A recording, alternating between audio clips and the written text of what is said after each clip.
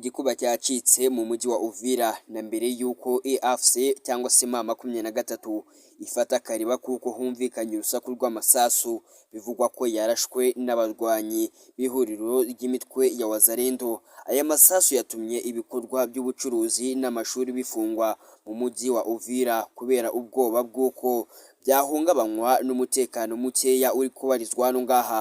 Amakuru ava muri Kivu y'Amajyepfo avuga ko ingabo nyinshi z'u Burundi zagaragaye ziva mu bice byafashwe birimo Runingu zisubira iwabo nyuma yo kuraswa bikomeye cyane imbaraga n'abarwanyi b'igihugu cy'u Burundi zikaba nkeya, bikaba ngombwa rero yuko bakata bagahindukira bagasubira inyuma.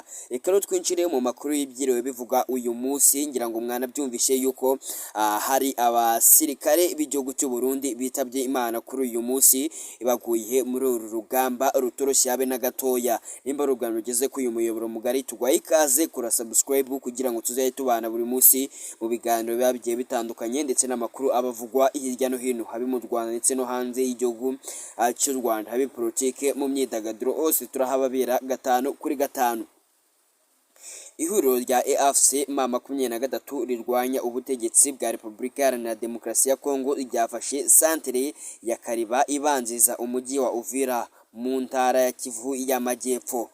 Santere ya Kariba iherereye muri teritwari ya Uvira, uri mu ntera y'ibirometero hafi 20 ugana mu mujyi wa Uvira. Abarwanyi ba AFC M23 bari kurwana bamanuka kuva urugamba rwo mu kibaya cya Rusizi rwatangira mu ntangiriro z'icyumweru gishize. Birukanye ihuriro ry'ingabo za leta ya DRC Congo mu bice byinshi cyane.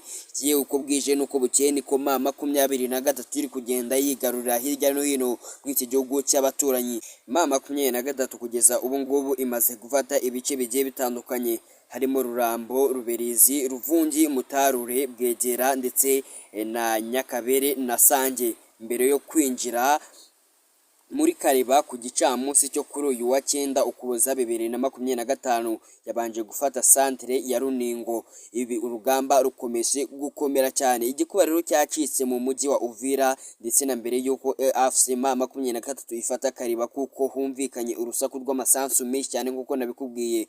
Bivugwa ko rero yarashwe n'abarwanyi b'ihuriro ry'imitwe ya Wazalendo. Aya masasu rero yatumye ibikorwa by'ubucuruzi n'amashuri bifungwa mu mujyi wa Uvira kubera ubwoba bw'uko byahungabanywa n'umutekano mukeya uri kubarizwa hano ngaha. Amakuru ava muri Kivu y'Amajyepfo avuga ko ingabo nyinshi z'u Burundi zagaragaye ziva mu bice byafashwe birimo Runingu zisubira iwabo nyuma yo kuraswa bikomeye cyane, ndetse imbaraga z'abarwanyi ba AFC M23 bakabona yuko ari nyinshi. Kwa 8 Ukuboza nabwo havuzwe guhunga ku bwinshi cyane kw'ingabo z'u Burundi, iza DRC Congo na Wazalendo nyuma yo kwamburwa santere ya Sange.